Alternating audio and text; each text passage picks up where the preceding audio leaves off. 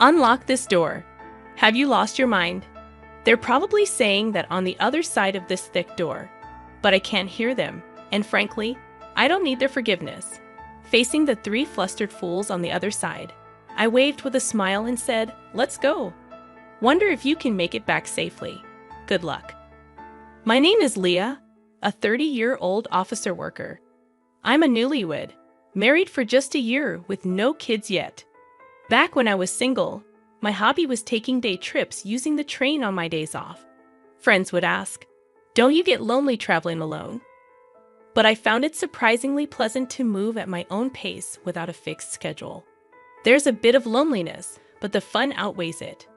I have a favorite travel magazine, and sometimes I plan trips based on it. As I went about my days, I noticed something. Hug, isn't that the same guy I saw last week? It seemed coincidental, but after the third time, I might have thought it was fate if I were romantic. Instead, I just felt a bit scared, but it turned out he felt the same. Sorry if I'm mistaken, but didn't we meet last week and the week before at completely different places? He approached me with a slightly scared look. Wait, do you think I'm following you? To clear up the misunderstanding, I opened my travel magazine and confidently said, "I'm just traveling based on this magazine." Surprised, he responded, "Me too," and opened the same magazine, smiling happily. That's how I met my husband, Henry. He turned out to be a really interesting guy. Being cautious by nature, I always end up carrying a lot of stuff, but he said, "I always travel light so I can move easily. Nowadays, with cashless payments, you hardly need cash. A mobile phone is enough." He laughed joyfully. Talking with someone with such different values was very stimulating. We hit it off, discussing our favorite travel destinations and exchanged contacts. Though we both liked solo trips, we started going out together more often. Surprisingly, I enjoyed sharing memories with someone else, and I found that local food tastes even better when shared. One day, after about 6 months, Henry asked me to go out. I didn't feel bad at all. In fact, I felt the same way and remember being very happy. We decided to get married 6 months into our relationship. I thought our happy newlywed life was just beginning, but my expectations quickly shattered due to Henry's parents, Jack and Aaliyah. Their house is about a 30-minute drive from ours. They are still in their 50s, with Aaliyah working part-time, and both of them are employed. Initially, they used to visit our house, but lately, we've managed to maintain a reasonable distance. However, an incident occurred that disrupted this balance. "Hey, Henry, let's go here on our next day off." I agree, sounds good. Our post-marriage tradition of many trips to tourist spots continued as usual. Minimalist Henry recently reduced his belongings to just a mobile phone, even entrusting his wallet to me. It feels so light. I don't look like someone who's about to go out at all, do I? He said with a contented smile. I thought to myself, at least carry your own wallet. But it wasn't really a bother. It was an ordinary conversation, but that day was different. Oh, by the way, Dad and Mom's wedding anniversary is coming up soon. How about we invite my parents on our next trip? Henry's sudden suggestion made me tense up. Of course, there was a reason for that, but I couldn't just say no. So I responded, "Yeah, that sounds good. We haven't seen Aaliyah and Jack recently anyway." Unaware of my slightly strained face, Henry didn't notice a thing. The next day, they were really looking forward to it. When I called, he told me, "I guess I have to give it my best shot." So I steeled myself. Honestly, I'm not comfortable around my parents-in-law. They're not bad people, we're just not a good fit. I'm more on the reserved side, not fond of noisy places, and this applies to people too. Talking to high-energy people can be mentally exhausting for me. Speaking of my parents-in-law, they are incredibly cheerful. When I first met them, their exuberance overwhelmed me. "Nice to meet you. I'm Henry's mom, and I'm the dad," they announced loudly, like comedians, making me stiffen up involuntarily. That time, the four of us, including Henry and his parents, went out to eat, and they chose the restaurant. I wondered if it's their favorite place, but when we got there, It was an all-you-can-eat buffet. Meeting their son's girlfriend for the first time at such a casual place made me laugh. We're so nervous today. We haven't eaten anything since morning, Alia, who didn't seem nervous at all, said cheerfully to me. That's right, that's right. Plus, we have to get our money's worth. The true reason for skipping breakfast was quickly revealed by Jack. Their loud voices attracted quiet laughter from nearby tables. Embarrassed by then and wanting to go home, looking sideways, thinking Henry must feel the same, I was surprised to find he wasn't there. He had gone to get food. Not to be outdone, the parents-in-law also got up, piling their plates with food. Are they planning to hibernate after eating so much? Can I really become part of this family? I managed only a forced smile at their overwhelming presence. I barely ate that day, nervous as I was, feeling uncertain about the future with Henry. I was touched when they said at parting, "What a wonderful girlfriend Henry has. He may be awkward, but please take care of Henry from now on, Leia." I was simply happy to hear that. I loved him too, and I thought the parents-in-law weren't bad at heart. So, when he proposed a few months later, I faced no hesitation, but it turns out I'm not adept at judging people. At our wedding, the bridegroom's parents, my parents-in-law, completely disregarded the ceremony and focused solely on eating, leaving my own parents utterly disillusioned. Henry has a brother, Jonathan, who seemed to be the only sensible one. I'm sorry my parents showed such an embarrassing side. It's really shameful. Jonathan came to greet us politely. As I heard from my parents, Jonathan, who lives alone, seems to have a strained relationship with his parents. It appears the feeling is mutual, as they once complained. That boy is always so noisy with his complaints. Just the other day, he bragged about buying several eggs when it was limited to one per person, and I scolded him for it. Seemingly annoyed, he replied, "Don't you feel guilty about benefiting yourself at the expense of others?" Hearing this story, I thought to myself, isn't that a fair point? What's wrong with that, Alia? I honestly felt that way when the parents-in-law came to visit our new home. They arrived empty-handed, which wasn't a problem. But then they started rummaging through our shelves, exclaiming, "Isn't this the snack they're advertising on TV? I've been wanting to try it. Oh, and this one too." They foraged through my hidden snacks like they were on a treasure hunt. Even though I bought those snacks, Henry, without any malice, said, "If you want them, take them home. That's fine, right, Leia?" I wanted to smack him right then and there. All I could do was respond with a forced smile. I had a suspicion, but it was clear now. The parents-in-law were moochers.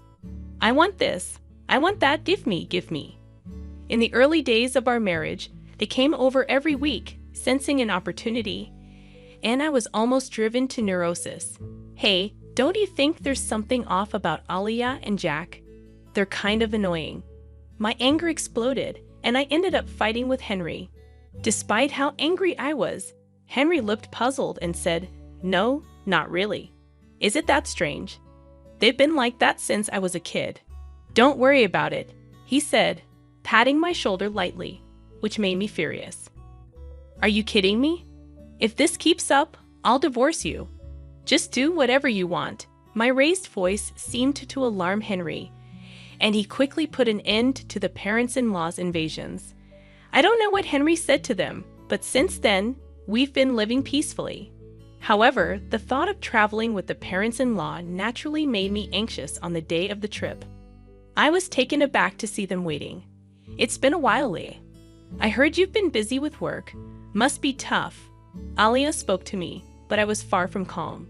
The reason lay in the appearance of the parents-in-law. Alia and Jack, where's your luggage? Looking closely, Alia and Jack had brought nothing with them, even for a day trip. Isn't it normal to bring at least a bag? We wanted to be ready to move quickly, and I have a sore shoulder. Their response echoed something I'd heard before, and it was baffling. The rest of the trip went as badly as I feared. It was soon revealed that the parents-in-law had forgotten their wallets. Feigning ignorance, they said, "That's strange, isn't it?" Watching them play dumb, I thought, maybe it's better to just call off this trip or even cancel it. Yeah, Unfortunately, my feelings weren't understood, Henry, looking exasperated, said again. My folks have always been like this. I'll cover for them, but make sure they pay me back. It seemed the trip would continue as the parents-in-law laughed and apologized. All I felt was disgust.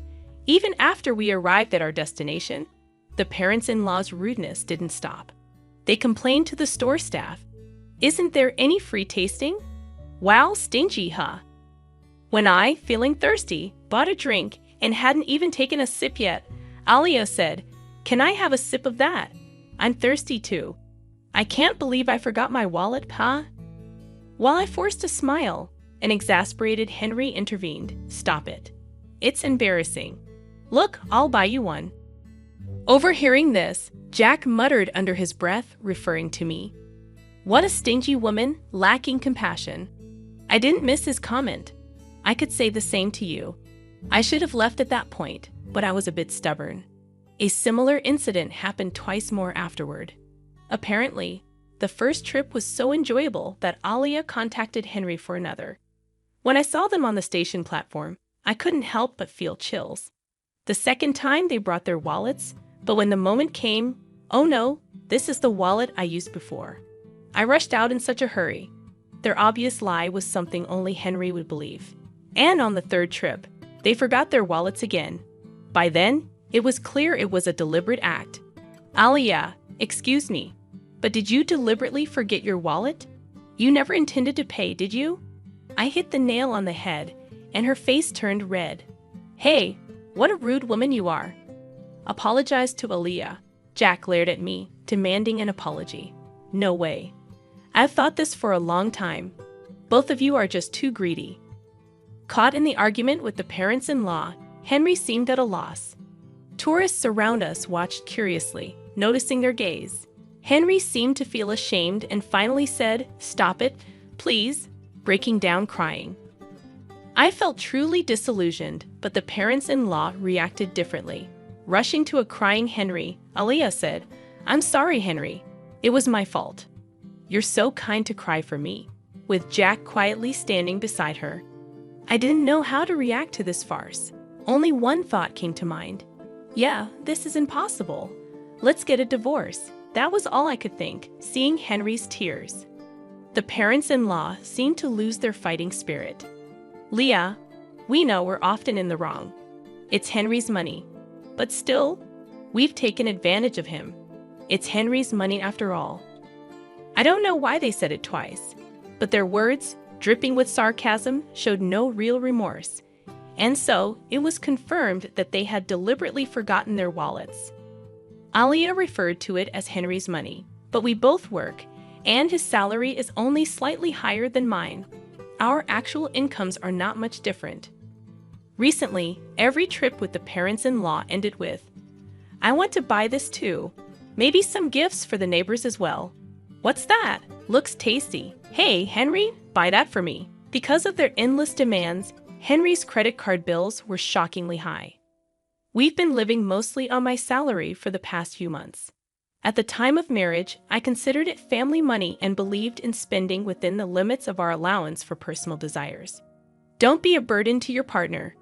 The thing that infuriated me the most was when cashless reliant Henry exclaimed at our travel destination, "What, only cash here?" He called me over, pulled his wallet out of my bag. It only had a few dollars in coins. "No, I messed up. You know I don't carry cash, right?" he said without malice. It still makes me furious thinking about it. For the record, I always paid for my own things, yet the parents-in-law probably thought I was living off Henry's money and just complaining. We split living expenses, so such accusations were nothing but unpleasant. Thinking all this, I coldly watched Henry crying and Jack consoling him. After a moment of thought, I said, "I was wrong too. Sorry for being presumptuous. You guys go ahead on the train. I'll buy some drinks and follow." I smiled calmly, and Henry and the parents-in-law happily boarded the train. Their smiles turned to panic a few minutes later when I didn't return. Henry must have felt something was off as he messaged me, "Leah, are you coming? The train is about to leave." Right then, the heavy doors slowly closed from the platform, I had a clear view of Henry's panicked face. It seemed he noticed me and was shouting something. I was replying to his earlier message. I'm divorcing you. If your parents are so important, live happily with them. Goodbye. I ignored his calls, thinking, doesn't he care about being a nuisance on the train? Tease. He sent several messages afterward, but I ignored them all. Henry's face through the door slowly turned to anger. Hey, open this door. Are you crazy? I won't forgive you, he said, as if I needed his permission. The parents-in-law seemed to be yelling too, but of course, I couldn't hear them. Smiling at the three fools, I said, let's go, wonder if you'll make it back safely. Good luck. The train quietly departed, quickly disappearing from sight. That train won't stop for a while. Walking back would be quite a challenge. After watching the train leave, I hurried home to pack my bags and left. I stayed with a friend I'd been discussing divorce with. Henry's barrage of messages continued until they suddenly stopped. His phone must have died. He often forgot to charge it before bed, and it was only at 20% this morning. Portable battery chargers are essential. That was Henry's mantra. But his crucial portable battery charger was in my bag, along with his wallet. I left all the belongings he entrusted to me at home. He must be panicking by now, but that's not my concern. While planning my next steps with my friend, my mobile phone rang. The caller was unexpected. Jonathan, Henry's brother. Leah, I'm sorry. Did something happen? According to Jonathan, Henry's phone had run out of battery, and in his panic, he dropped it, shattering the screen. Unable to reach me, the desperate parents-in-law could only think of one person to call. So I got contacted, but all I got was, ask Leah for the reason. He seemed unwilling to say more. I told Jonathan everything about Henry and the parents-in-law without holding back. As I spoke, I could hear Jonathan's voice getting sharper over the phone from the other end. Leah's making a fool of us. Tell her off, Jonathan. The in-laws were loudly insisting that Jonathan, with his way with words, would outtalk me. After I finished explaining, Jonathan snapped, Hey, you scoundrel. Are you stupid? What, you scoundrel? I had heard from Aliyah that when Jonathan gets really angry, he becomes intimidating with a high-handed tone. And since Jonathan only speaks sense, Henry and the parents-in-law can't retort when he gets like that. I could hear the in-laws arguing in the background, but I quietly hung up the phone. Henry was not content with the divorce. But after I conveyed through a lawyer that I wanted to divorce without any further contact, he reluctantly agreed, accompanied by Jonathan. Later, Jonathan told me that the parents-in-law had always been terrible moochers, disliked by neighbors and even school associates. When Henry returned to the ex-in-law's house, he quickly became the talk of the neighborhood, and now all three hardly ever go out. Henry's colleagues, not knowing what to say about the quick divorce, were treating him like a delicate subject. I'm glad to cut ties with them after this incident, Jonathan told me with a laugh. The parents-in-law were known at the local supermarket for their outrageous behavior. This is expiring soon, so give me a discount. It's a little damaged, so I'll take it for free. Jonathan expressed his long-standing embarrassment and disdain for his parents' behavior. Recently, Henry has been seen joining them, reflecting their blood connection. It turned out the parents-in-law were both gambling addicts, often skimping on food expenses, which explained their constant hunger and lack of money. When asked about the reason for my divorce, I can only say it was a difference in values. If anyone can tolerate such behavior, they must be incredibly broad-minded. It was just too much for me. I've continued working and even started a side job as a web writer after my travel blog caught a publisher's attention. I still travel, combining it with writing assignments. Solo travel seems to suit me best. Last month, I earned a decent income from writing, so I'm planning to take a vacation to a resort somewhere far for relaxation. I'm still only 30 years old, life is just beginning.